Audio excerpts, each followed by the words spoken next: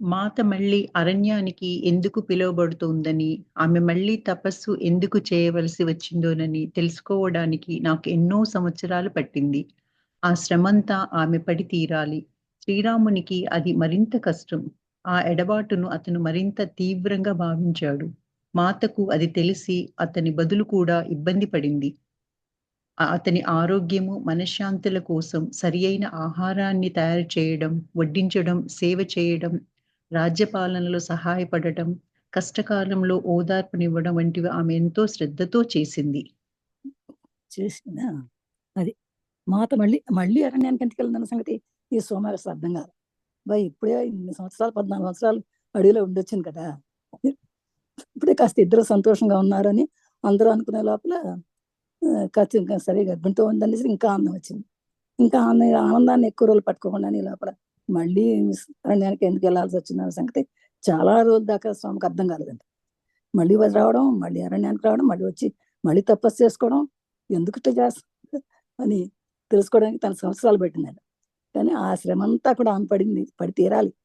ఎందుకంటే శ్రీరాముడికి అది మరింత కష్టమే. అది యాక్చువల్గా ఇట్లా పడ్డం అనేది శ్రీరాముడు ఇక్కడ ఆమె ఎక్కడ అనేది చాలా కష్టం. ఆ అడబాటు మరింత తీవ్రంగా భావించాడు.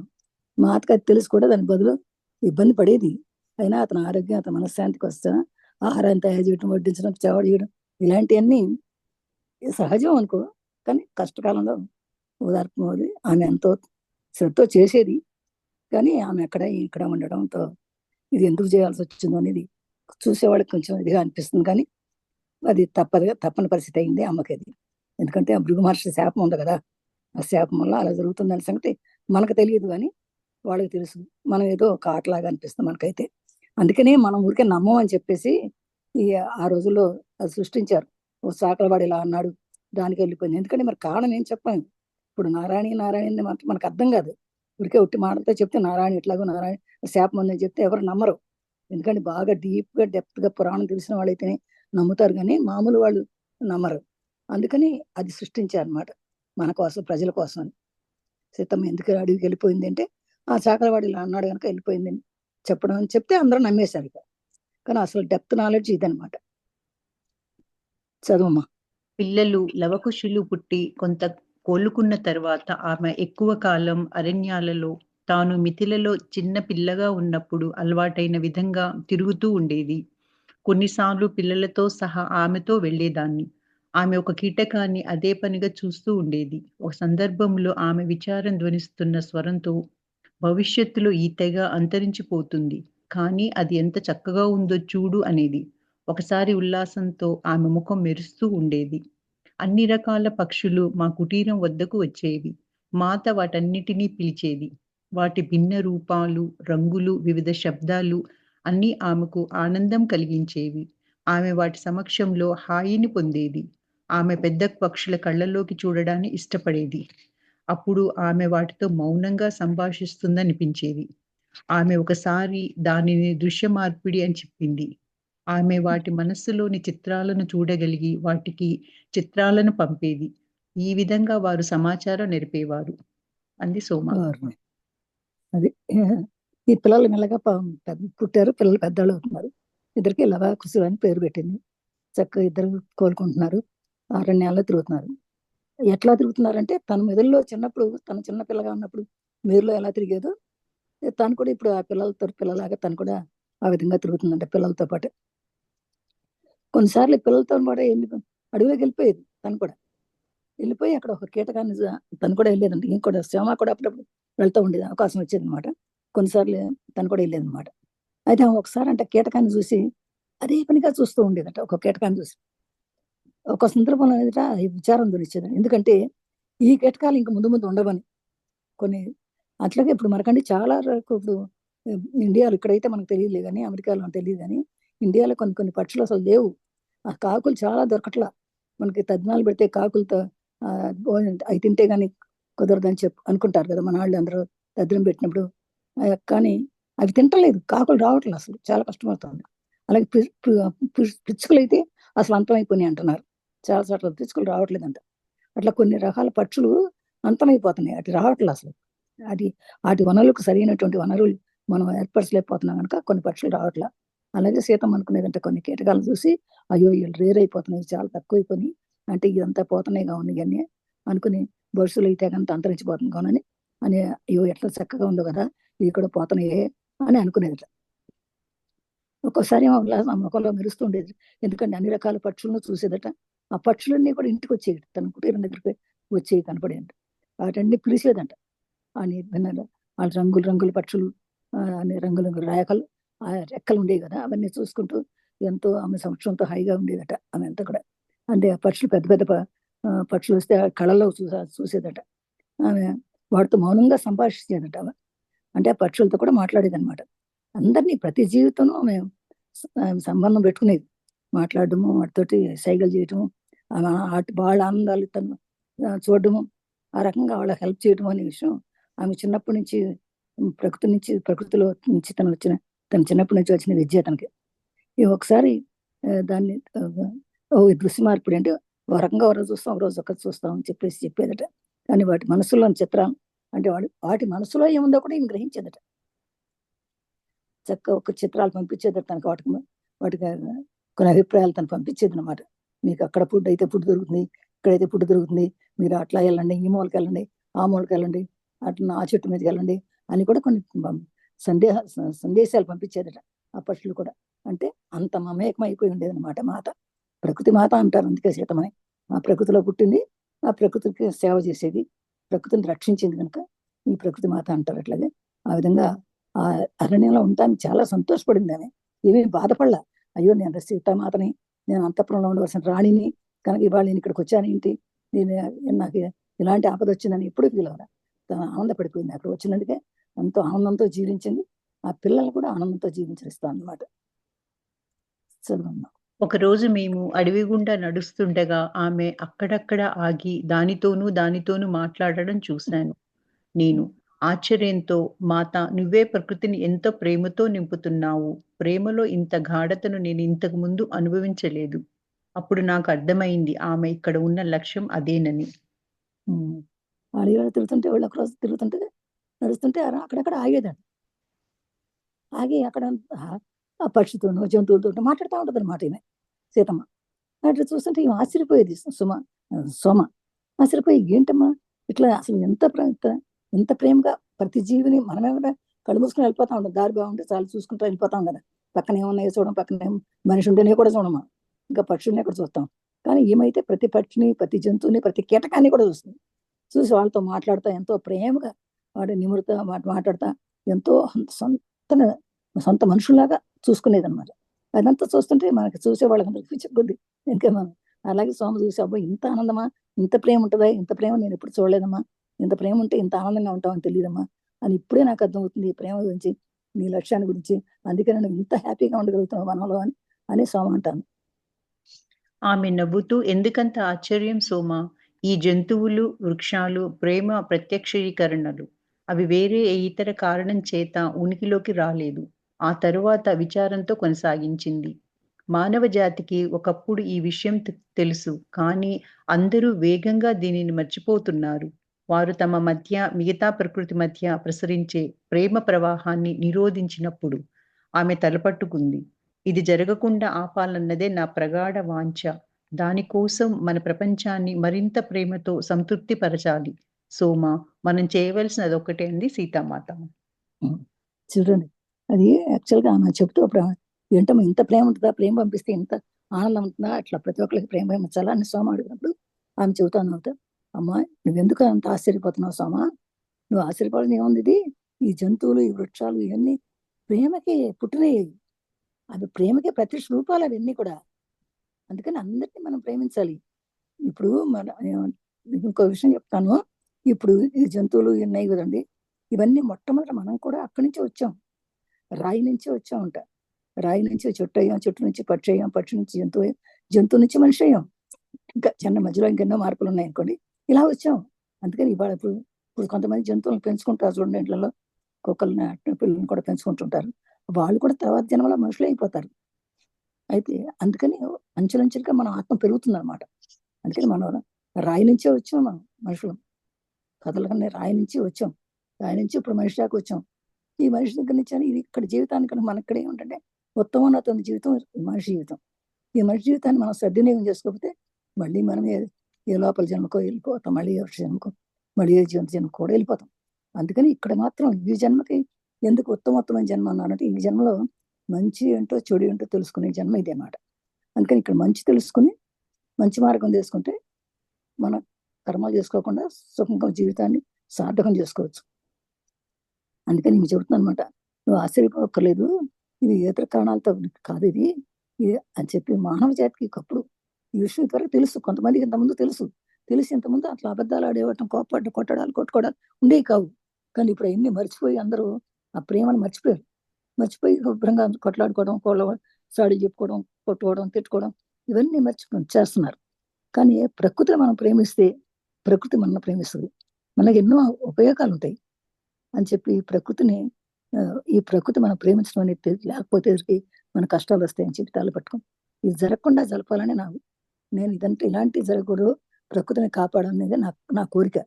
అందుకని దాన్ని ఇంకా మనం ప్రయత్నం చేద్దాం, ఇంకా మరింత ప్రేమతో సంతృప్తి పడదాం స్వామి. మనం చేయాల్సింది ఇంకా అది ఒక్కటే ఇప్పుడు మిగిలింది ఏంటంటే, మనం ప్రకృతిని ప్రేమించాలి, ప్రకృతిని రక్షించాలి. అంటే ప్రతి జీవిని మనం రక్షించాలి, ప్రతి జీవికి మనం ప్రేమతో చూడాలి అని చెప్పింది అనమాట. అందుకోసమే మీరు మళ్ళీ వెనుకకు అరణ్యంలోకి పిలువబడ్డారని అడిగింది సోమ. ఆమె నవ్వింది. కారణాలు నీకు తెలుసు సోమ, వాటి గురించి పదే పదే మాట్లాడతావెందుకు?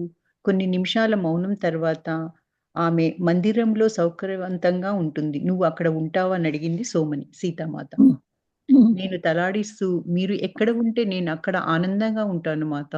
మీరు అనుమతిస్తే విశ్వంలోని చీకటి మూలలలోకి కూడా మీతో వస్తానంది సోమ. అది చూడండి, అందుకోసమే మీరు మళ్ళీ వెనక అరణ్యాలకు పిలవబడ్డా. ఓహో, అందుకే వచ్చారా, మళ్ళీ మీరు అరణ్యానికి వచ్చారా అంది సోమ. అంటే ఆమె నవ్వి అంటుందంట, కారణాలు నీకు తెలుసు అమ్మా, కానీ వాటి గురించి నువ్వు పదే పదే మాట్లాడుతూనే ఉంటావు, ఇంకెందుకో. కొన్ని నిమిషాలు మౌనం తర్వాత ఆమె ఉందంట, మరి మందిరంలో సౌకర్యంగా ఉంటుందా, మరి నువ్వు అక్కడ ఉండగలవా అడిగింది. అడితే ఏ లేదు, నువ్వు ఎక్కడుంటే నేను ఎక్కడ ఉంటానమ్మా అని అందనమాట. అంటే నువ్వు అనుమతిస్తే ఇంకా ఏమందంటే, నువ్వు అనుమతిస్తే విశ్వంలోని చీకట్లో కూడా నేను ఉంటానని చెప్తుంది. అంటే సీతమ్మ ఏది చెప్తే అది చేయడానికి నిశ్చయించుకుందనమాట సోమ అనమాట. అప్పుడు ఆమె నవ్విందట, ఆమె నవ్వింది. నువ్వు నన్ను అనుసరించావు, నేను ఎక్కడికి వెళ్ళినా నువ్వు అక్కడికి ఉంటావు సోమ, ఇది ఎప్పుడు అలాగే జరుగుతుందంది సీతామాత. అది నువ్వు ఎప్పుడు కూడా ఎక్కడ ఉండాలంటే నేను ఎక్కడ ఉంటే నువ్వు అక్కడే ఉంటావు, ఇది ఆల్రెడీ నువ్వు అనుకున్నావు కనుక అది అలాగే జరుగుతుందని చెప్పింది. సోమ తన కథను కొంత ఆపింది. ఆమె ఆ మాటలు చెప్పగానే నాలో చెప్పవలసినవి కానంత ఆనందం పొంగి పొర్లింది. అది నాకు కొంత తెలుసు, కానీ ఆమె ధృవీకరించటం, ఈ చెవులతో ఆ మాటలు వింటానని నేను అనుకోలేదు. సోమ స్వరం పూడుకుపోయింది. కాసేపు మౌనంగా ఉండిపోయి తిరిగి కొనసాగించింది. ఏంటి కొంతసేపు ఆపిందంట కథని. చెప్తాను కదా, ఎంత సోమ చెబుతాను కదా మనసేవాడికి, అంత కొంతసేపు ఆపేసింది. ఆ మాటలు చెప్పగానే నాలో అంత ఆనందం పొందిందట ఎవరికి, అనసూయ. అది కొంత తెలుసు. ఏంటి ఇది, ఈ చెవులతో ఈ మాటలు వింటానని నేను అనుకోలేదు. అంటే ఇట్లాంటి మాటలన్నీ వింటాను, ఈ సోమ చెప్పిన కథ వల్ల సీతమ్మ గురించి తెలుసుకుంటాను అనే సంగతి ఎప్పుడూ అనుకోలేదు. కనుక ఎలా అనుకుంటాం, కానీ ఈ చెవులతో ఆ మాటలు వింటున్నానని నేను అనుకోలేదు ఎప్పుడు కూడా. నాకు అసలు స్వరం పుడిపోయింది. నేను కాసేపు మౌనంగా ఉండిపోయాను, ఇంకా తిరిగి కొనసాగిస్తాను అన్నమాట. అంటే అంత ఆశ్చర్యంతో, ఎంత ఆనందంతో సీతమ్మ గురించి ఇట్లా చెప్తా అంటే అవన్నీ వింటూ ఎంతో ఆనందపడిపోతున్నారు వినేవాళ్ళందరూ కూడా. భూమికి అస్థిరత్వం కలగటం అనేది ప్రకృతిపై రావణుడు చూపించిన అధికారం వల్ల మాత్రమే కాదు, యుద్ధంలో ఇరుపక్షాలు ఉపయోగించిన ఆయుధాల వల్ల కూడా. భూతలంపై అంతకు ముందు ఎన్నడూ రాముడు వరాలు పొందిన దేవలోకపు ఆయుధాలు ఉపయోగించబడలేదు. వాటి ప్రభావం చాలా తీవ్రంగా ఉంటుంది. అవి సరికాని వారి చేతిలో పడితే భూమి మీద జీవనంతా నాశనం చేసి ఉండేవి. అందుకే రాముడు యుద్ధం ఆపడానికి అన్ని విధాలుగా ప్రయత్నించాడు. చివరికి రావణుని చంపే మార్గం లేక యుద్ధం చేయవలసి వచ్చింది. ఆయన ఈ ఆయుధాలను ఉపయోగించవలసి వచ్చినా ఎంతో జాగ్రత్తతో ఆ పని చేశాడు.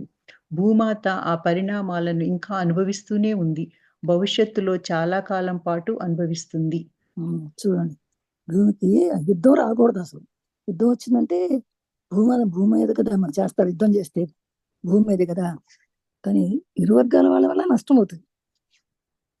అయితే అస్థిరత్వం అంటే స్థిరత్వం పోతుంది కదా. మరి భూమి మీద జనం, అంతమంది జనం ఊరికి మూగి అటు ఇటు కొట్టుకుంటే యుద్ధ పరికరాలు వాడుతుంటే భూమి అంతా నాశనం అయిపోతా ఉంటుంది.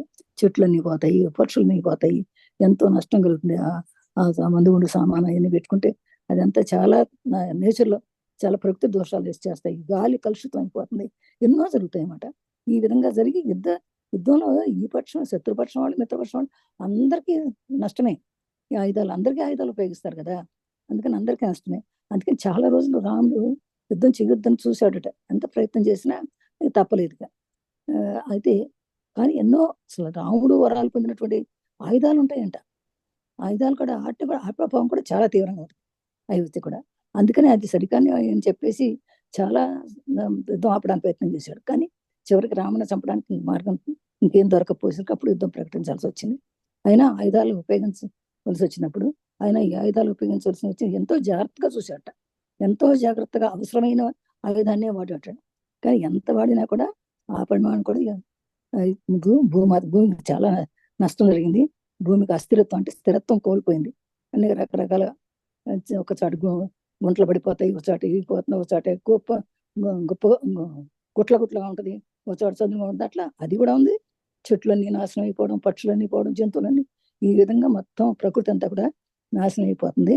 అందుకని ఇంకా ఇట్లా ఉండకూడదు, ఇంకా ఇలా అనిపిస్తూనే ఉంది. ఇంకా భవిష్యత్తులో ఇంకా మనం ఇలా జరగకుండా చూడాలని చెప్పి అమ్మ చెబుతుంది అన్నమాట. మాత తాను ఆయుధాల ఫలితాన్ని మార్చలేను, కానీ భూమాత బాధను తన ప్రేమతోనూ ఆమె కోల్పోయి సంతులతను సరిచేయటం ద్వారాను, మరికొన్ని సుదీర భవిష్యత్తు కొరకు ప్రత్యక్షీకరించబడకుండా చూడటం ద్వారాను పోగొడతాను అంది మాత. ఆ విధంగా చెప్తున్నప్పుడు ఆమె కళ్ళు సుదీరంగా ఈ కాలంలో కాక ఇంకా ఊహకందని కాలాన్ని చూస్తున్నట్లున్నాయి. అప్పుడు నేను పరిస్థితి యొక్క తీవ్రతను అంచనా వేయగలిగాను. అంతటి యుద్ధం తీవ్ర పరిణామాలు లేకుండా మానవాళి మరి గ్రహంపై గాఢముద్ర వేయకుండా వదలదు. ఒకానొక నూతన నాగరికత వెల్లివిరియడానికై బీజాలు వేయవలసిన పాత్ర శ్రీరామునిది. మాత పని యుద్ధ సమయంలోనూ, యుద్ధానికి ముందు జరిగిన హానిని పూడ్చడం. అది చూడండి ఏం చెబుతుందంటే మాట, ఆయుధాలు మార్చే పని నాది కాదు, తనేం చేయలేదు. కానీ భూమాతను మాత్రం తన ప్రేమగా చూడాలి అనుకుంది. అదే ఆమె భూమాత కోల్పోయినటువంటి నష్టాన్ని పూడ్చడానికి ఆమె ప్రేమ చూపించాలి అన్నమాట. ఇంకా భవిష్యత్తులో కూడా ఇలాంటివి జరగకుండా చూడాలి. ఇలా యుద్ధాలు జరగకుండా, భూమి నాశనం అవ్వకుండా చూడాలి అనుకున్నట అని చెబుతూ ఆమె ఎంతో ఇదివరకు కాలంలో ఎక్కడో మనం ఊహించినటువంటి కూడా జరిగే పరిస్థితులు కూడా ఇంకా ముందు వచ్చే కూడా చూస్తుందంట. అందుకని ఆ యుద్ధ తీవ్రత లేకుండా చేయాలి. అందుకని మానవాళిని అంటే మనుషులను మార్చేయాలి, మనుషుల భావాలను మార్చాలి. మనుషుల భావాలను మార్చడం అంటే ఏం చేయాలన్నమాట, మనుషుల ప్రేమను పొందించాలి. ప్రేమ పొందించి ప్రకృతి యొక్క ప్రేమని చెప్పాలి. ఎందుకంటే ప్రకృతిని ప్రేమిస్తే మనల్ని ప్రేమిస్తుంది. అంతే కదా, చెట్లు ప్రేమిస్తే చెట్లు మనకు ఎంతో ఉపయోగపడే చెట్లు మనం ప్రేమిస్తే చెట్లు కూడా మనకి ఎంతో ఆహ్లాదంగా, మన చెట్లు కాయలు పువ్వులు అన్ని ఇస్తాయి కదా. అందుకని ఆ విధంగా పక్షులు కానీ చెట్లు కానీ అన్ని మనకు ఉపయోగపడతాయి. ప్రకృతిలో ఉన్న ప్రతి జీవి మనకు మానవాళికి ఉపయోగపడుతుంది. మరి అలాంటి వాళ్ళని మరి యుద్ధాలు చేస్తే కదా నాశనం అయిపోతాయి. అందుకని యుద్ధాలు లేకుండా ఉండాలంటే మనమంతా ప్రేమ ఉండాలి. ఆ ప్రేమను పంచితే ఈ గ్రహం మీద అసలు ప్రేమ పంచితే ఇంకా ఎవరికి యుద్ధాలు రావు. అలా చేయటం అనేది, ఈ ప్రకృతిని ప్రేమించి యుద్ధాలు లేకుండా చేయటం అనే శక్తి సీతామాతకు ఒక్కదానికే ఉంది. ఆ విధంగా అందుకని దానికి బీజాలు వేస్తూ మాత యుద్ధ సమయంలో యుద్ధానికి హాని కలగకుండా, యుద్ధం అనేది రాకుండా ప్రయత్నం చేయడానికి మానవాళికి మనస్సులు ఆనంద చేయాలంటే ప్రేమను పంచాలి. ఆ ప్రేమ పంచడం అనే విషయం సీతమ్మ మాత్రమే బాగా తెలుసు అని చెప్తున్నారు. లవకుశుల విద్యాభ్యాసం. ఆమె పిల్లలు పుట్టిన మొదటి సంవత్సరాలలో మాత వారిని చూడటంలోనే నిమగ్నమైంది. అప్పుడప్పుడు రాముడు వారిని చూడడానికి వచ్చేవాడు. ఆ సంవత్సరాలు ఎంతో ఆనందంగా గడిచాయి. పిల్లలకు పాకటం వచ్చిన వెంటనే వారు అడవిలో నేలపై పాకుతూ చేతికందిన చిన్న చిన్న కీటకాలను పరిశీలిస్తూ మొక్కలన్నింటినీ తాకుతూ వెళ్ళేవారు. వారు దానంతటిని ప్రకృతిలోని భాగంగా భావించి ప్రేమించాలని అనుకునేది. వారిలో ధైర్యం, సాహసాలు పెంపొందాలనుకుని వారిని అరణ్యంలోని పెద్ద పక్షులను కూడా పట్టుకోనిచ్చేది. అక్కడ ఉన్న పెద్ద శిలలు, వృక్షాలను ఎక్కనిచ్చేది. అన్ని రకాల సాహసాలు చెయ్యనిచ్చేది. అయితే తన సమక్షంలో మాత్రమే ఆ సాహసాలు అనుమతించేది. అప్పుడప్పుడు నేను ప్రమాదాలు సంభవించే అవకాశం ఉందని భయపడేదాన్ని. కానీ ఆమె నన్ను శాంతపరిచి, వారు రాముని పిల్లలు. వారికి తమ సామర్థ్యం తెలియాలని చెప్పేది సీతామాత. బాబా ఎంత అదిగా పెంచిందా చూడండి. మనమైతే కింద మొన్నట్టు రాయిగుచ్చుకుంటూ అనుకుంటాం. ఆమె పిల్లల్ని మాత్రం మొదటి సంవత్సరం నుంచి ఆమె మాతవారిని మొట్టమొదటి నుంచి ఆమె చూడడం మొదలెట్టింది. ఎలా చూసిందంటే, అప్పుడప్పుడు రాముడు చూడడానికి వచ్చేవాడు అనుకో, వస్తే కాస్త ఆనందంగా ఉండేది. కానీ ఆమె అతను లేనప్పుడు కూడా పిల్లల్ని పాకటం వచ్చిన దగ్గర నుంచి కూడా అడవిలో వదిలిపెట్టేస్తే వాళ్ళు నేల మీద పాకుతూ ఉండేవాడు. మనం ఇటు కింద నేల మీద కూర్చోబెట్టం, కింద చాపేసి దుప్పటేసి ఎక్కడ మట్టి అంటుతుందో ఇది అంటుందో మళ్ళీ కడకాల్సి వస్తుంది, తోమాల్సి వస్తుందని మనకు భయం.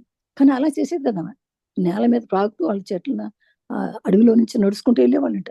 ఆ చిన్న చిన్న కీటకాలను ఒకటి అవి పట్టుకుని అటు పరిశీలిస్తూ అన్ని మొక్కలను తాకుతూ ఉండేవారట. అయినా అదంతా అవన్నీ ప్రకృతిలో భాగమే, అలా వెళ్ళాలని చెప్పేసి ఉంచేదట. అంతేకాకుండా వాళ్ళ ధైర్య సాహసాలు రావడం కోసం అని చెప్పి వాళ్ళు అరణ్యంలో పెద్ద పక్షులను పట్టుకునింటే కూడా ఊరుకునేది. అయ్యో మనకు కాకి వచ్చి పట్టుకుందంటే మనకి పిల్లాడికి ఏమైనా అయిపోద్దని భయం. కానీ ఆమె ఎట్టా కాకుండా అవి పట్టుకుంటే కూడా ఊరుకునేదట. వాళ్ళే తెలుసుకుంటారు అని తెలుసుకుని వాళ్ళందరికీ వాళ్ళే తెలుసుకోవాలని ఆమె అనుకునేదట. చెట్లు ఎక్కినా ఏమనేది కాదట. వాళ్ళందరికీ వాళ్ళే తెలుసుకుంటారని అనుకునేది. అయితే ఎక్కేదని కొంచెం చిన్న చిన్న కొండలు ఎక్కేవాళ్ళు, వృక్షాలు ఎక్కేవాళ్ళు. అయితే అయ్యో వాళ్ళ ప్రమాదం అవి పడిపోతారేమో సోమ భయపడి, వద్దు ఎందుకు భయపడతారు, ఏం అక్కర్లే, వాళ్ళు ఎవరు అనుకున్నావు, వాళ్ళు రాముడి పిల్లలు, అందుకని ఏం పడిపడక్కర్లేదు అని చెప్పేసి వాళ్ళ సామర్థ్యం తెలియాలి. వాళ్ళందరూ వాళ్ళే నేర్చుకుంటారు. ఆ ధైర్య సాహసాలు వాళ్ళంతా వాళ్ళే రావాలి. ఎందుకంటే వాళ్ళు రాజపుత్రులు కదా, అందుకని వాళ్ళే తెలుసుకుంటారమ్మా, వాళ్ళకి ఏం కాదు అని చెప్పేసి చెప్పేదట. వారి మొదటి సంవత్సరాలలో ఆమె నేర్పిన విద్య అది. ప్రజలు తమ సమస్యలు, ప్రశ్నలతో మాతను సందర్శించడానికి రావడంతో మా నిస్సారమైన జీవితం మార్పు చెందింది. ఒకానొక రోజు చాలా దూర గ్రామం నుంచి ఒక ఋషి వచ్చాడు. ఆయనకు ఔషధ మొక్కల పట్ల చాలా పరిజ్ఞానం ఉంది. ఆయన మాతకు అనేక యుగాల నుంచి శరీరంలోని కొన్ని అసమతుల్యతలను సరిచేయడానికి ఉపయోగించే కొన్ని మొక్కలు అరుదైపోతున్నాయి అంటూ ఒక మొక్క గురించి ప్రత్యేకంగా చెప్పాడు సీతామాతతో. ఇవంటే సరే, మొత్తం మీద ఇట్లా ఒక సంవత్సరం గడిచిపోయింది పిల్లలతోటి. అట్లా ప్రజలు కూడా ఇట్లా చూసుకోకుండా ప్రజలు తన సమస్యల కోసం వచ్చేవారట అమ్మ దగ్గరికి. కొంతమంది తెలిసిన వాళ్ళు ఎవరైనా ఉంటే వాళ్ళ సమస్య వచ్చిందంటే అమ్మ దగ్గర పరిగెత్తుకొచ్చేవాళ్ళంట. అలా రావడంతో కొంచెం ఈమెలో కొంచెం జీవితంలో మార్పు వచ్చింది. అట్లాగే ఒక రోజున ఒక దూర గ్రామం నుంచి ఒక ఋషి వచ్చాడు. ఋషి వచ్చాయని చెప్పాట, ఇక్కడ కొన్ని ఔషధ మొక్కల పట్ల చాలా పరిజ్ఞానం ఉందట అతనికి. అంటే మొక్కలు మనకు అందరికి తెలుసు, కానీ మన మొక్కలు ఏ మొక్క ఏం పని చేస్తుందో మనకు తెలియదు కదా. దానికి ఆయుర్వేదం తెలిసిన వాళ్ళకే ఔషధ మొక్కల గురించి తెలుస్తుంది. అంటే ప్రతి మొక్క ఉపయోగపడుతుందంట మనకు అంత జ్ఞానం లేదు కాబట్టి మనం పట్టించుకోము. కానీ తెలిసిన వాళ్ళకి తెలిసింది. ఆ ఋషికి తెలిసినటువంటి కనుక అతను చెప్పాడు, ఇట్లా కొన్ని ఔషధ మొక్కలు చాలా పరిజ్ఞానం ఉంది. అందుకైతే మాతకు అనేక యుగాల నుంచి కొన్ని అసమతుల్యతను సరి చేయడానికి ఉపయోగించే మొక్కలు అరుదైపోతున్నాయని అంటూ ఒక మొక్కను గురించి ప్రత్యేకంగా చెప్పాడు. కొన్ని యుగాల నుంచి కొన్ని శరీరంలో ఉన్నటువంటి మన అసమతుల్యత అంటే మన నెగటివిటీ ఏమైనా ఉంటే అవన్నీ సరి చేయడానికి ఉపయోగించుకునే మొక్కలు ఉన్నాయమ్మా. ఆ మొక్కలన్నీ అరుదైపోతున్నాయి, రోజు రోజుకి పోతున్నాయి, అవి ఉండట్లేదు, రావట్లేదు అని. ఆ మొక్కలు ఉంటే ఎంతో ఉపయోగం మనకి అని చెప్పాడట. ఆ మొక్క ఇక్కడ సమృద్ధిగా లభిస్తుంది అని చెప్పి మాత, మనం వెళ్లి చూద్దాం.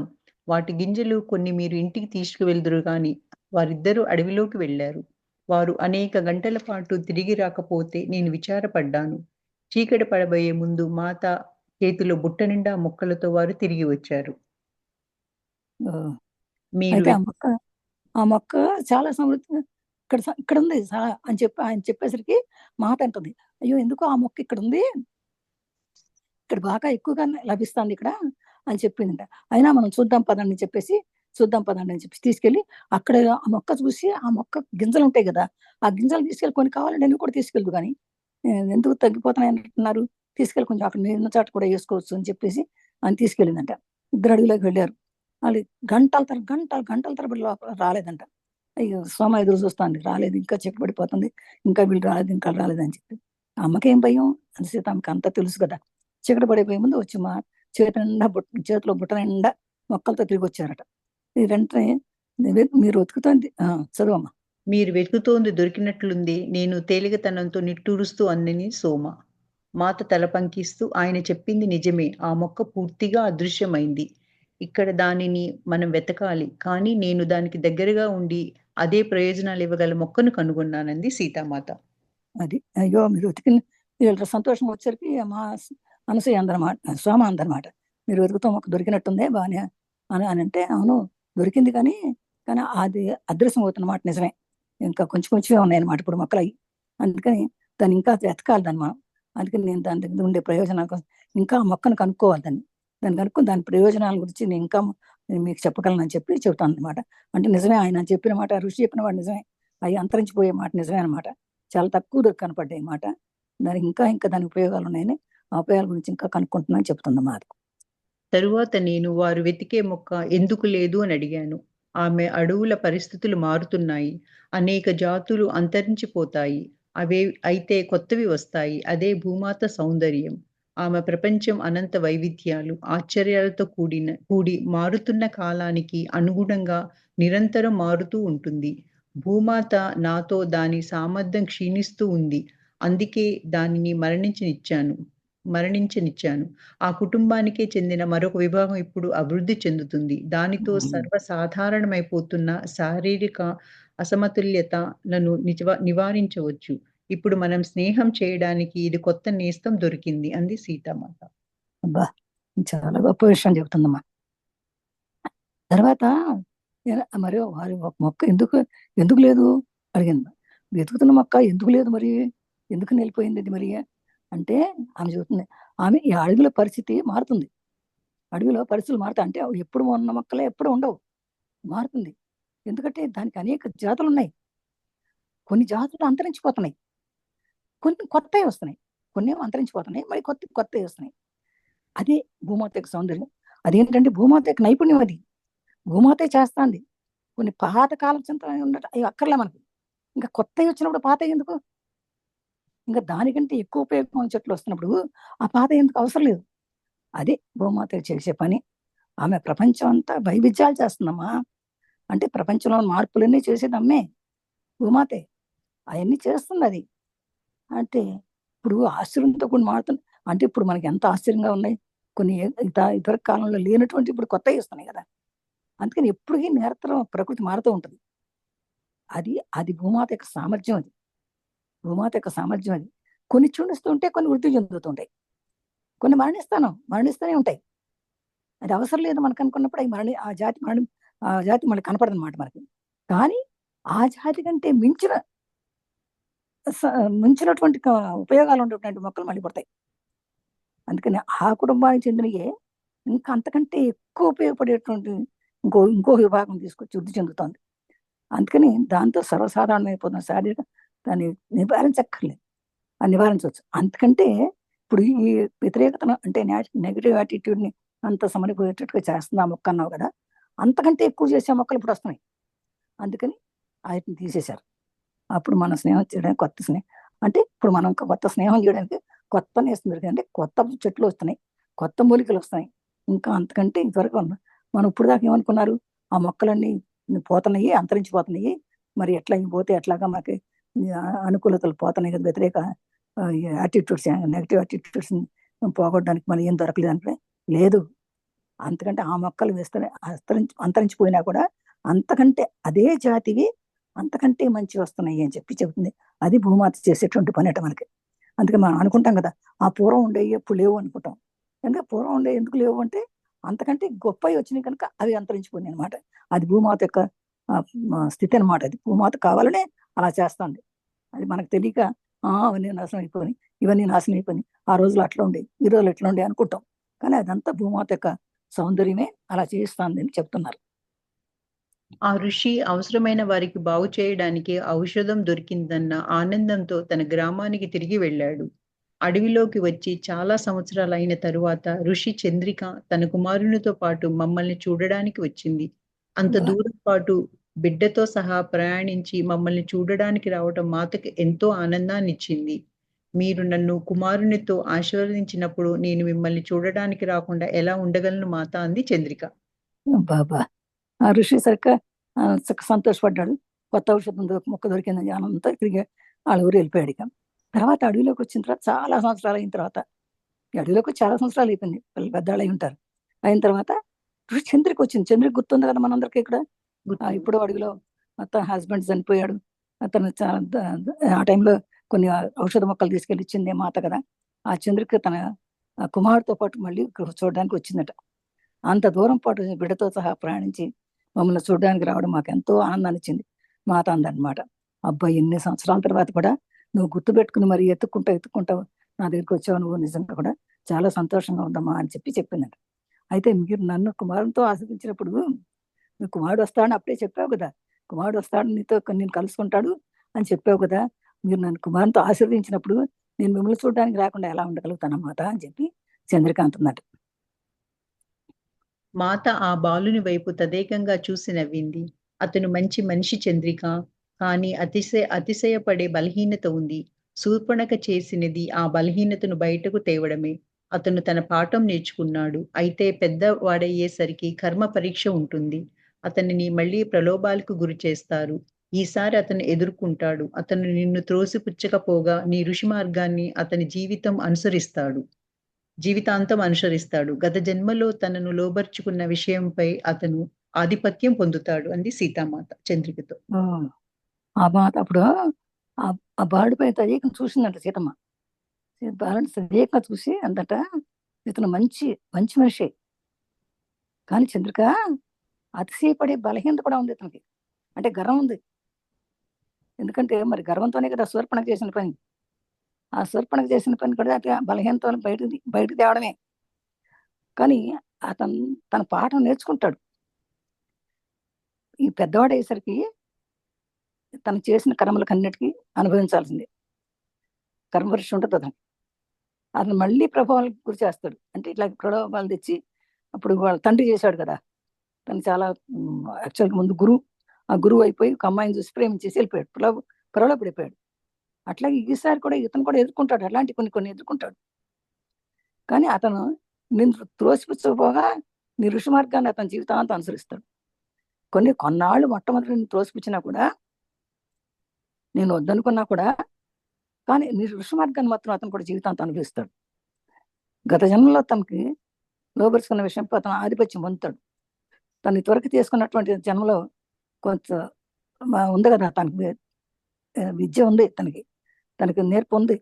కానీ అది కూడా అప్పుడు తెలుసుకుని ఇంకా ఆ విద్య మీదే కంటిన్యూ చేయగలుగుతాడు. అంటే తండ్రి విద్య అనమాట. తండ్రి కూడా మొట్టమొదటి గురువు. ఆ గురువు అయిన తర్వాత ప్రలోభానికి అవుతాడు. అలాగే కొన్నాళ్ళు ఇతను కూడా బాధపడతాడు. కానీ తర్వాత చివరిలో అతనికి ఇక్కడ గత జన్మ గుర్తొచ్చి గత జన్మలో ఉన్నటువంటి తను చేసిన పుణ్యం కూడా తెలుసుకుని దాన్ని ఇంకా ఆధిపత్యం వహించుకుని ఇంకా ముందుకు వెళ్ళి మంచి ఆధిపత్యాన్ని పొందగలుగుతాడు నీ కొడుకు అని చెప్తున్నమాట. మాతకు ప్రణామం చేస్తూ చంద్రిక, నాకు మీ పట్ల ఉన్న కృతజ్ఞతను నేనెన్నడూ వెల్లడి చేయలేదు. అతనికి ధర్మ మార్గంలోకి తిరిగి వచ్చే అవకాశాన్ని కల్పించారు. అంతేకాక నా ప్రేమతో అతనికి తోడ్పడే అవకాశాన్ని కూడా ఇచ్చారు. నీ ప్రేమలో సరేమ్మా. నీ ప్రేమలోని స్థిరత్వాన్ని, స్పష్టతను చూడడం నాకెంతో ఆనందంగా ఉంది. అది వ్యక్తిగత కోరికతో కప్పబడకుండా నిర్మలంగా, బేషరతుగా ఉంది. నిజమైన కరుణ ద్వారా ఏర్పడే క్షమాబుద్ధికి నువ్వు ఆదర్శం. అంతేకాక చంద్రిక, నువ్వు ఎన్నడూ నీ గౌరవాన్ని కోల్పోలేదు. నీ ప్రేమ వల్లనే అతనికి ఈ మార్చుకునే అవకాశం వచ్చింది. అది ప్రేమ కర్మ పరిస్థితులను కూడా మార్చగలదన్న వాస్తవాన్ని ప్రకటిస్తుంది.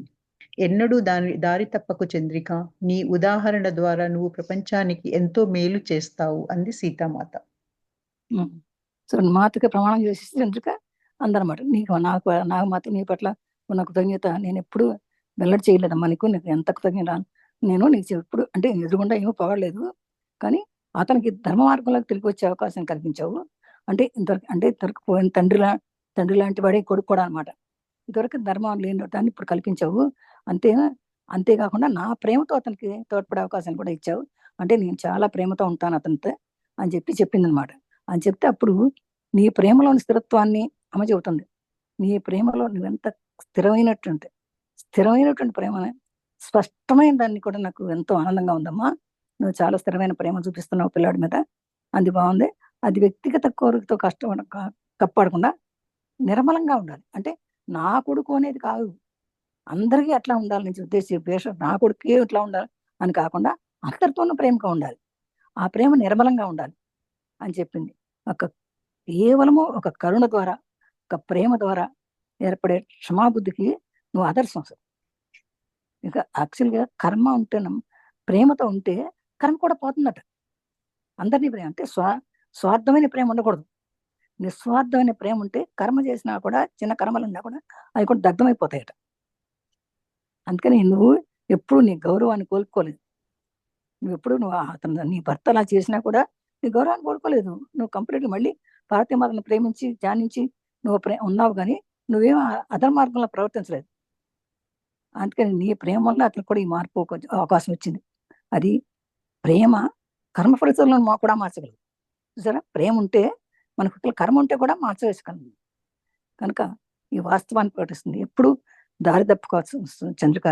అంటే ఎప్పుడు ఈ ధర్మ మార్గంలో ఉండు, ఎప్పుడు ఈ ప్రేమ మార్గంలో ఉండు, అందరినీ ప్రేమించు, స్వచ్ఛందంగా ప్రేమించు. ఈ విధంగా ఉన్నట్టయితే నువ్వు దారి తప్పకుండా ఉన్నట్టే నీకు తప్పకుండా మంచి జరుగుతుంది అని చెప్పేసి పంపించింది అనమాట వాళ్ళు. ఏంటి ఒక్క నిమిషం. చంద్రిక అనేక రోజుల పాటు మాతతో ఉంది. ఆమె మనసులో వేరే ఏదో మొదలవుతుందని గ్రహించి అదేమిటి చెప్పమంది. శ్రీరామునితో మీరు విడిపోవటం నాకు విచారాన్ని కలిగించింది మాత అంది సందేహిస్తూ. ప్రజలు శ్రీరాముడు మిమ్మల్ని పంపించి వేశాడని అనుకుంటున్నారు. స్వచ్ఛత, మంచితనాల మూలమైన మీరు ఇంకా ఎందుకు కష్టపడాలని అడిగింది చంద్రిక సీతామాతతో. చంద్రిక చాలా రోజులు ఉందంట, వీళ్ళ దగ్గరే ఉన్నాయి. సీతామాత దగ్గర ఉన్నారు చంద్రికను వాళ్ళ అబ్బాయి కూడా. కానీ దాని తర్వాత మరి చూసి తెలిసిపోయింది కదా ఇక్కడికి, మరి ఈమె ఎందుకు అడవిలో ఉంటుంది, ఒంటరిగా ఉంటుంది, పిల్లలతోటి, శ్రీరాముడి దగ్గర లేడు అని చూసుకుంది. చూసి ఇక వెంటనే మనసులో ఉన్న సందేహాన్ని తెలుసుకోవాలనుకుని అడిగేసింది అనమాట. ఎందుకమ్మా మీరు శ్రీరాముతో పడిపోయారు మీరు అని ఇట్లా ఉండడం అనేది నాకు చాలా బాధగా ఉంది అని అందరూ సందేహిస్తున్నారు. ప్రజలందరూ కూడా శ్రీరాముని మీరు పంపించేశారని, మిమ్మల్ని పంపించేశారు, శ్రీరాముడు మిమ్మల్ని పంపించేశాడు అని అనుకుంటున్నారు. మరి ఏంటి స్వచ్ఛత అసలు? ఇంత మంచితనాన్ని కూడా మీరు ఎందుకు ఇట్లా, ఇంత మంచితనం ఉన్నటువంటి మీరు ఎందుకు ఇట్లా కష్టపడుతున్నారు మీరు భర్తను దూరంగా పెట్టేసి అని చెప్పేసి అంది. ఎందుకంటే ఒకప్పుడు తనకి భర్త పోయేందుకు ఎంతో ఉదాహరణ చూపించింది, ఇట్లా ఉండాలి అట్లా ఉండాలని. మరి ఇవాళ నువ్వెందుకమ్మా ఇలా చేసావు అని చెప్పి శ్రీరాముడు ఎంత పంపించేసా అందరూ అనుకుంటున్నారు కదా, మరి ఎందుకమ్మా నువ్వు కష్టపడుతున్నావు ఇట్లా దూరంగా ఉండి, ఎందుకు నీకు ఇంత కష్టం వచ్చింది అని చెప్పేసి అడిగేసింది అనమాట. ఈ విధంగా అనుకుంటున్నారని వినడం మాకు మొదటిసారి. అది నన్నెంతో దిగ్భ్రాంతికి గురి చేయగా మాత నిర్వికారంగా ఉంది. నేను ఆ మాటలను ఖండించబోగా మాత మౌనంగా ఉండమని సూచించింది. తరువాత నిదానంగా, చంద్రిక, వేర్పాటు అన్నది లేదు. ఆ విధంగా చేసేవారు సత్యాన్ని చూడడం లేదు.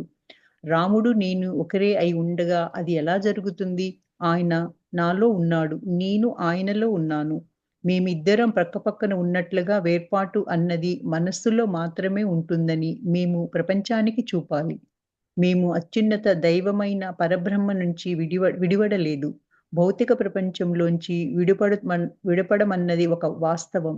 మేము విడిపోతే అప్పుడు మానవాళి పతనం ప్రారంభమవుతుంది. అటువంటి మాటలు మాట్లాడే వారికి రాముడు తెలియడు. ఆయన ధర్మం నుంచి విడివడడం అసంభవం. లేశమాత్రమైనా సరే భార్యను వెళ్ళగొట్టిన భర్త ధర్మంలో జీవిస్తున్నట్లు కాదు. మరి అది ఎలా అంటావా? ప్రేమ సారం. ప్రేమ లేకుండా ధర్మం లేదు. అటువంటి మాటలు పట్టించుకోకు చంద్రిక. అవి మనం జవాబు ఇవ్వవలసినంతటివి కావు అంది సీతామాత. బాబా చెప్పిందనమాట. ఎందుకు ఇలా వచ్చావంటే కొంచెం కిందకి పెడతావమ్మా, ఒక్క నిమిషం. ఈ విధంగా అంటుందన్నమాట. శ్రీరాముడితో విడిపోవడం అంటే విచారణ కలిగిస్తుంది నాకు అని చెప్పింది కదా ఆమె. చంద్రిక చెప్పేసరికి ఈ విధంగా మనుషులు అనుకుంటున్నారు, బయట వాళ్ళు అనుకుంటున్నారు, ఇక శ్రీరాముడు పంపించేశాడని అనుకుంటున్నారు. ఈ విధంగా ఇది అనుకుంటున్నారని వినడం, నేను వినడం ఇది మొదటిసారి అయినా కూడా అది ఎంతో అనుకుంది, ఎంతో బాధ కలిగింది. కానీ నిర్వికారంగా ఉంది అమ్మ అని చెప్పిందంట. అని సోమ చెప్పబోతుంది మధ్యలో. సోమ చెప్పబోతుంది, అది కాదు ప్రజలందుకు అనుకుంటారు అట్లా అని ఏదో చెప్పబోతుంది. అప్పుడు ఆమె చదువు, నువ్వు ఊరుకో, నువ్వు మాట్లాడకుండా అని చెప్పేసి మౌనంగా ఉండమని చెప్పేసి వచ్చింది. తర్వాత అమ్మ చెప్పిందన్నమాట, చంద్రిక, ఇది ఏర్పాటు అనేది ఏమీ లేదు. ఎవ్వరు కూడా ఎందుకు మమ్మల్ని ఎవరు ఏర్పాటు చేయలేదు, ఇట్లా వేరు చేయలేదు మమ్మల్ని. ఆ విధంగా అనుకునే వాళ్ళు ఉన్నారు చూసావా, పంపించేశారు అనుకుంటారు. వాళ్ళు సత్యాన్ని చూడలేదు, నిజం తెలియదు వాళ్ళకి. రాముడు వేరు నేను వేరు కాదు, రాముడే నేను, నేనే రాముడు. అది ఎలా జరుగుతుంది? ఇదే మేము ఇలా ఇద్దరం ఇలా వచ్చినప్పుడు అది ఎలా జరుగుతుంది? నన్ను ఆయన వేరు పంపించడం ఏంటి? జరగదు. మేమిద్దరం పక్క పక్కన ఉన్నట్టుగానే మేము అనుకుంటాం. మనసులో మేమిద్దరం ఒకటే, మనసులో మాత్రం మేమిద్దరం ఒకటే. శారీరపరంగా వేరే ఉండొచ్చు, కానీ అది కాదు. అది ఎలా జరుగుతుంది? జరగడానికి లేదని చెప్పేసి చెబుతూ, ఇంకా మేము అత్యున్నతమైన దైవమైన పరబ్రహ్మ నుంచి విడిపడలేదు. మేమంతా బ్రాహ్మణము, అంటే బ్రహ్మను అంటే నారాయణ మేము. అలాంటి వాళ్ళం ఎలా మేము విడిపడతాం అసలు? మేము అలా విడిపడడం అంటే మానవాళి, మేము విడిపడితే, నిజంగా మేము విడిపడితే మానవాళి మొత్తం పతనం అయిపోద్ది. ఈ ప్రపంచమే పతనం అయిపోతుంది. అది వాస్తవం. మేమే విడిపోతే రాముడికి కొంచెం కూడా భార్యను వెళ్ళగొట్టుకున్నట్టుగా ధర్మం ఉండదు. భార్యను అడగొడితే రాముడు ఎలా ధర్మవేత్త అవుతాడు? ధర్మాన్ని పాటించే రాముడికే ధర్మం తెలియకపోతే ఇంకా ప్రపంచం ఆయన ఎలా పాలిస్తాడు ప్రజల్ని? కానీ అది తప్పనమాట. అది తెలుసుకోలేనటువంటి గుడ్డివాళ్ళు కాబట్టి అలా అనుకుంటున్నారు. కానీ అది తెలియదు, అది వాళ్ళకి కొంచెం కూడా తెలియదు. అదంతా ప్రేమ. ఇదంతా ప్రేమ వల్లే. ప్రేమ లేకపోతే ధర్మం లేదు. అటువంటిది మరి అటువంటిది అలాంటి వాళ్ళ మాటలు ఏమన్నా అన్నా కూడా ఆ మాటలు పట్టించుకోబాక చంద్రిక నువ్వు. ఒకవేళ వాళ్ళు అంటుంటే మాటలకి మనం జవాబు ఇవ్వాల్సిన పని లేదు, మనమేం జవాబు ఇవ్వక్కర్లేదు కూడా అని చెప్పింది. మాత సుదూరంగా చూస్తూ మౌనంగా ఉండిపోయింది. తరువాత కొత్త స్వరంతో, మనుష్యులు సీత నిస్సహాయంగా రావణునితో అపహరింపబడిందని కూడా చెప్పుకుంటున్నారు. అలా మాట్లాడే వారికి సీత గురించి తెలియదు. నేను నిస్సహాయురాలిని కాదు, బందీని కాదు. పంచవటిలో జరిగిందంతా నా ఎంపిక ప్రకారమే. నేను ఆ రాక్షస లోకంలోకి ఇష్టపూర్వకంగా వెళ్ళినట్లయితే ఆ యుద్ధం జరిగేది కాదు. ప్రపంచం ఇంకా భయకోరల్లోనే చిక్కుకుని ఉండేది. రావణుడు తన రాక్షస జీవితం నుంచి విముక్తి పొందేవాడు కాదు.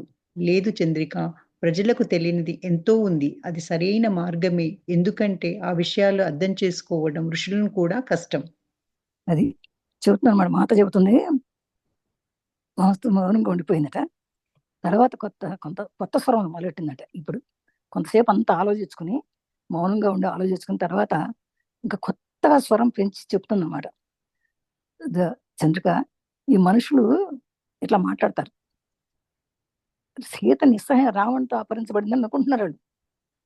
సీతకి ఏం తెలీదు, ఏం చేత కాదు, నిస్సహాయ అంటే సహాయం లేక ఎవరు లేకపోతే అంటే రాముడేమో అట్లా వెళ్ళేసి బంగారు లేడిని తేడానికి వెళ్ళాడు, మరి లక్ష్మణుడు కూడా వెళ్ళిపోయాడు, అందుకని ఎవరు లేరు, ఒంటరిగా ఉంది.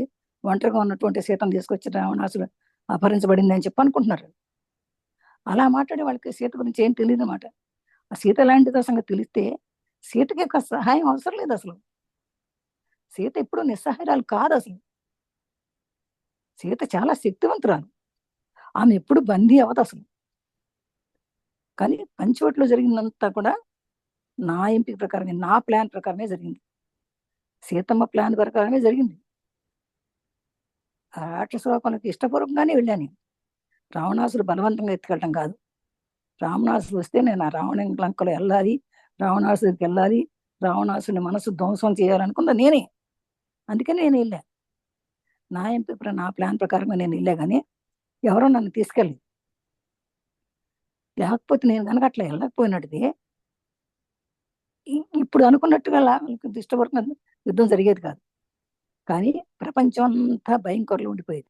అమ్మో రావణాసుడు వస్తాడు, అమ్మో రావణాసుడు వస్తాడు, అమ్మో రాక్షసులు ఉన్నారు, ఈ రాక్షసులతో యుద్ధం ఎప్పటికైనా మనకు అని ప్రపంచం అంతా భయంతో ఉండిపోయేది. రావణుడు తన రాక్షస జీవితం నుంచి విముక్తి పొందేవాడు కానే కాదు, ఇంకా రాక్షసులాగానే ఉండేవాడు అట్టగే. అంతేగా రాక్షసులందరూ కూడా అక్కడ అట్లాగే బాధలు పడేవారు వాడితో. ఎంతో మంది స్త్రీలు బాధపడుతున్నారు, ఇంకా బాధపడేవారు, ఇంకా వాళ్ళకి ఇంకా విముక్తి వచ్చేది కాదు. కనుక ఈ ప్రజలకు ఎన్ని విషయాలు తెలియవు. అందుకని వాళ్ళు వచ్చారు, రావణుడు వచ్చాడు, సీతను ఎత్తుకుపోయాడు, సీతను అపహరించాడు, సీతను ఆడుకున్నాడు అనుకుంటున్నారు. తెలియక రాముడి దగ్గరే ఉంది సీత అనుకుంటున్నారు. అక్కడ ఏం జరిగిన విషయాలన్నీ కూడా సీతమ్మ తెలియదు. కనుక సీతమ్మ తెలిసినట్టుగా సీతమ్మ ఎలాంటిదో ఏం చేసిందో అనే సంగతి తెలియదు వాళ్ళకందరికీ. సీతమ్మ శక్తి తెలియదు వాళ్ళకి, ప్రజలకు. అందుకని ఇష్టం వచ్చినట్టు మాట్లాడుకుంటున్నారు చంద్రిక వాళ్ళు. వాళ్ళు తెలియని విషయాలు ఎన్నో మాట్లాడుకుంటున్నారు. అదే అది ఎందుకంటే ఆ విషయం అర్థం చేసుకోవడం తెలియదు వాళ్ళకి. ఎలా తెలుస్తుందిలే పాపం, వాళ్ళకి తెలియదు. ఎంతో మంది ఋషులకు కూడా కష్టం అది అర్థం చేసుకోవడం అని చెప్పి చెప్తున్నాను అనమాట జరిగిన విషయాలు. వాళ్ళ ప్రజలు ఇట్లా మాట్లాడుకోవడానికి కారణం ఏంటో చెప్పేసింది. వాళ్ళకి ఏం తెలియదు, నా గురించి, నా శక్తి గురించి తెలియదు. కనుక నేను ఎలా పోయినట్టే ఆ రావణాసుడు అలాగే ఉండేవాడు, ఆ రాక్షస కృత్యాలు అలాగే ఉండేవి. రాక్షసుల ప్రజలందరూ బాధపడుతూనే ఉండేవారు. కానీ నేను కావాలని వెళ్ళిన సంగతి ప్రజలకు తెలియదు. అక్కడ ఏం జరిగిందో అని కూడా ప్రజలకు తెలియదు. అందుకని వాళ్ళు ఇష్టం వచ్చినట్టు మాట్లాడుకుంటున్నారు అని చెప్పింది చంద్రికతో. చంద్రిక ముఖంలో ఆరాటం తగ్గి ప్రశాంతత చోటు చేసుకుంది. మాత, నువ్వు నా మనస్సులోని అంతిమ భారాన్ని కూడా తీసివేశావు. మాత ఆమెను హత్తుకుని, చంద్రిక వెళ్ళు, భర్తతో సహా సమాజంతో వెలివేయబడిన ఒక స్త్రీ ఎలా ఉండగలదో చూపించే ఉదాహరణగా ఉండు. అతనిని తిరిగి ధర్మ మార్గంలోకి ఎలా తేగలవో చూపు. దానివల్ల అతను ఇంకెప్పుడు ఇంకొక స్త్రీని వెళ్ళగొట్టడు. రాముడు, నేను నిన్ను కోరేది అదే అంది సీతామాత. అప్పుడు ఇవన్నీ అనేసరికి చూడు మరి చంద్రిక మొహంలో అంతకుముందు ఎంతో తనకు కూడా చంద్రిక ముఖం, చంద్రిక కూడా మనకు తెలియదు కదా ఈ విషయాలని. తెలియక చంద్రిక కూడా ప్రజలు అనుకున్నట్టే తనకి ఏదో కొంచెం మనసులో ఉంది, కొంచెం అనుమానాలు కొంచెం ఉన్నాయన్నమాట. కానీ ఎప్పుడైతే మాట కంప్లీట్ గా అన్ని స్పష్టంగా చెప్పేసరికి చంద్రిక మొహం కూడా ఇంకా ఏ సంశయాలు తగ్గిపోయింది. మాత, నువ్వు నా మనసులోని మనసులో ఉండే చిన్న భారం, భయం ఉండేది, అవన్నీ పోయింది, పూర్తిగా పోయింది. ఇప్పుడు మనిషి తేలికైపోయింది అనమాట. అప్పుడు మాత చంద్రిక హత్తుకుని వెళ్ళి, వెళ్ళు, భర్త సమాజంతో వెలిపోయిన ఒక స్త్రీ ఎలా ఉండగలదో చూసి, ఒక భర్తతోటి వెలివేయబడిన స్త్రీ ఎలా ఉంటుందో, ఎలా ఉండగలదో చూపించే ఉదాహరణగా ఉంది. ముందు నువ్వు కూడా అంటే ఆమె కూడా భర్త లేడు కదా, ఎలా ఉంది చూడు, అతను తిరిగి ధర్మార్గంలోకి ఎలా తేగలిగానో చూసు, ఎలా ధర్మార్గంలోకి ఎలా తేగలిగావో నువ్వు చూపించు. దానివల్ల అతను ఇంకొక స్త్రీని వెళ్ళగొట్టు. ఆ విధంగా నువ్వు కనుక చూపిస్తే భర్తతో వెళ్ళగొట్టబడిన స్త్రీ ఎలా ఉందో, ఎలా బతికిందో, ఎలా మళ్ళీ తిరిగి పునర్జీవనం పోసుకుని వచ్చిందో అది చూసినట్టే నేను చూసి కూడా అప్పుడు ఇంకొక స్త్రీ వెళ్ళదు, ఇంకొక స్త్రీ అట్లా వెళ్ళగొట్టబడదు అని చెప్పి రాముడు నేను రాముడు కూడా కోరేది నేను అది. అంటే నువ్వు నీ భర్తతోటి నువ్వు వెళ్ళగొట్టబడ్డావు కదా, వెళ్ళగొట్టబడిపోయి ఏం చేసావు, నువ్వేం చచ్చిపోలేదు, నువ్వు వేరే అధర్మ మార్గంలో వెళ్ళిపోయి ఇంకోటి వెళ్ళి చేసుకోవాలా కదా. నువ్వు ఒక ఆదర్శవంతులుగా నిలిపావు, ఆదర్శంగా ఉంది. నీ కడుపులో ఉన్నటువంటి బిడ్డను కూడా నువ్వు పెరిగి పోషిస్తున్నావు. అతను కూడా మార్గంలో తిప్పితే, మంచి మార్గంలో తీసుకొస్తే నీ ప్రజలందరూ నిన్ను చూస్తారు. ఇంకొక ఆడది ఎప్పుడు కూడా బాధపడదు, ఇట్లా అయ్యో నన్ను వదిలిపెట్టేసి పోయాడు అని బాధపడదు. ఎదుర్కోగల శక్తి నువ్వు చూపించు, నువ్వు ప్రజలకు అందరూ చూపించు. నేను రాముడు కోరుకునేది నేను అదే. అంత ధైర్య సాహసాలతోటి అంత శక్తిని సంపాదించుకోని చెప్తున్నారు. ధ్యానం చేస్తే శక్తి అంతా వస్తుంది అని చెప్పారనమాట. కొన్ని రోజుల తర్వాత మాత ఒక్కటే బయట కూర్చొని ఉండగా నేను ఆమెకు సాయంత్రపు పానీయం తెచ్చాను. చీకటి పడింది. పిల్లలు నిద్రపోయారు. మాత ఆకాశాన్ని తదేకంగా చూస్తూ ఉంది. ఆ మసక వెలుతురులో ఆమె ముఖంలో నేను ఇంతకు ముందు ఎన్నడూ చూడని ఎదురుచూపు కనిపించింది. మాత, దేని గురించి ఆలోచిస్తున్నావు అడిగాను నేను. ఆమె బదులు ఇవ్వలేదు. నేను ఆమె ప్రక్కనే మౌనంగా కూర్చొని ఇక్కడే ఉండాలా, లేక ఆమెను ఒంటరిగా వదిలి లోనికి వెళ్ళాలని ఆలోచిస్తున్నాను. అదే కొన్ని రోజులు ఇట్లా జరిగిపోయింది. రీసెంట్గా వెళ్ళిపోయింది. కొన్ని రోజులు అయిపోయిన తర్వాత మాత ఒక్కటే కూర్చుందన్నట. ఆమె చూసి సాయంకాలం ఈమెదో పానీయం తీసుకొచ్చి ఇస్తుంది. ఇదేదో మరి వాళ్ళకి ఏదో ఉంటాయి, ఆ పానీయం ఏదో తీసుకొచ్చి ఇస్తుందంట. తాగింది, తీసుకొచ్చి ఇచ్చింది. కానీ చీకటి పడింది ఆ టైంలో. పిల్లలేమో నిద్రపోతున్నారట. మాత ఒక్కటి సీతమ్మ ఆకాశం తదేకంగా చూస్తుండిపోయిందట. ఆ మెసగ వెళ్తున్న ఆ ముఖంలో నేను అంతకుముందు ఎన్నడూ చూడనటువంటి ఒక ఎదురు చూపు కనపడుతున్నాయి. అంటే ఎవరి కోసం మాత ఎదురు చూస్తున్నట్టుగా అనిపించింది ఆమెకి.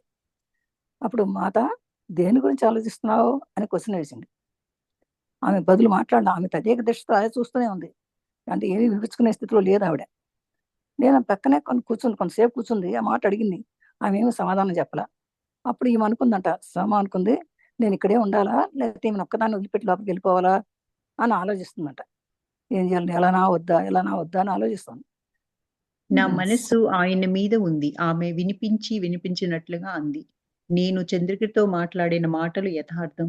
సీత రాముని హృదయంలో నివసిస్తుంది. రాముడు సీత హృదయంలో నివసిస్తాడు. మా మధ్య వేర్పాటు లేదు. అయినప్పటికీ మేము ఈ మానవ లోకంలోకి దాని ఆనందాలు, బాధలు రెండూ అనుభూతి చెందడానికి వచ్చాం. అవి భ్రమలు తప్ప మరేమీ కాకపోయినా కొన్నిసార్లు నిజమనిపిస్తాయి. ఎందుకంటే మేము కూడా భౌతిక సృష్టి అంతటి వలే మాయకు లోబడి ఉన్నాం. మాకు మానవ శరీరాలు, మానవ మనస్సులు, మానవ భావాలు ఉండడం వలన కొన్నిసార్లు ఈ ఎదురుచూపు వస్తుంది. ఆయన మందిరంలో ఒంటరిగా విశ్రాంతి తీసుకుంటూ ఉండడం వలన నాకు ఈ భావం ఏర్పడింది. నాకు పిల్లలు, అడవి, జంతువులు, మొక్కలు అన్నీ ఉన్నాయి. కానీ ఆయన అక్కడ ఎంతో బాధ్యతతో ఎన్నో విధులు నిర్వర్తిస్తూ ఎన్నో విషయాలను చూసుకోవాలి. ఆయనను జాగ్రత్తగా చూసుకోవడానికి, ఆయనలోని మానవ భాగాన్ని సేద తీర్చడానికి ఎవరు ఉన్నారు? అంది సీతామాత. అబ్బా! అదే అన్నమాట ఆలోచించేది. ఆలోచన అంతా అది. ఆయన చెప్పిందంట అప్పుడు. ఈమె వెళ్ళాలా వద్దా, లోపలికి వెళ్ళాలా వద్దా, ఆమె దీర్ఘంగా ఆలోచిస్తుంది అనుకున్నప్పుడు ఆమె ఆ మనసు ఆయన చెప్పిందంట. ఆ మనసు ఆయన మీద ఉంది. ఆమె వినిపించినట్లుగా అందట ఆ మాట కూడా. నేను చంద్రుడితో మాట్లాడిన మాటలు యథార్థం. సీత రాముని హృదయంలో నివసిస్తుంది. రాముడు సీత హృదయంలో నివసిస్తాడు. మా మధ్య వేర్పాటు లేదు. రాముడి హృదయంలో నేనున్నాను, నా హృదయంలో రాముడు ఉన్నాడు. మా మీద అంటే మా ఇద్దరిని ఎవరు ఏర్పాటు చేయలేరు, వేరు చేయలేరు. అయినప్పటికీ మేము ఈ మానవ లోకంలో మాత్రం ఉండే ఆనందాలు, బాధలు రెండు అనుభూతి చెందడానికి వచ్చాము మేము ఇక్కడికి. అవి భ్రమలు తప్ప మరేమీ కావు. ఇప్పుడు మనం అందరం చేసేటంలో అయ్యే. మనమన్నీ ఇక్కడ ఆనందపడినా, బాధలు పడినా ఇవన్నీ కూడా భ్రమలే. కొన్నిసార్లు నిజం అనిపిస్తాయి కానీ, ఎందుకంటే మేము భౌతిక దృష్టికి అంతటికి మాయకు లోబడే ఉన్నాం. మాకు మానవ శరీరాలు, మానవ మనసులు, మానవ భావాలు ఉండటం వల్ల కొన్నిసార్లు ఇది తప్పదు. నీ ఎదురు చూపు వస్తుంది. ఆయన మందిరంలో ఒంటరిగా ఉన్నాడు. ఒంటరిగా విశ్రాంతి తీసుకుంటూ ఉండటం వల్ల నాకు ఈ భావం ఏర్పడింది. నాకైతే నేనైతే ఇక్కడ పిల్లలు ఉన్నారు, నువ్వు ఉన్నావు, అడిగి ఉంది, జంతువులు ఉన్నాయి, మొక్కలు ఉన్నాయి, అన్నీ ఉన్నాయి. కానీ ఆయనకి అక్కడ ఎవరు లేరే అని అనుకుంటానంట. అక్కడ ఎవరు లేరు తనకి. ఇక్కడ నాకంటే పిల్లలు ఉన్నారు, నువ్వు ఉన్నావు, పక్కన హెల్ప్ చేయడానికి నీకు అడవిలో జంతువులు ఉన్నాయి, చెట్లు ఉన్నాయి, పక్షులు ఉన్నాయి, ఇవన్నీ ఉన్నాయి. కానీ ఆయన ఒక్కరే ఉన్నారే అక్కడ అని ఆలోచిస్తానంటే ఆ మాట నాకు ఈ భావం ఏర్పడింది. నాకు పిల్లలు అడివి ఎన్ని ఉన్నాయి కనుక ఆయన ఎవరు లేరు కదా. కానీ ఆయన బాధ్యత చూసుకోవడం ఎవరు లేరు కదా.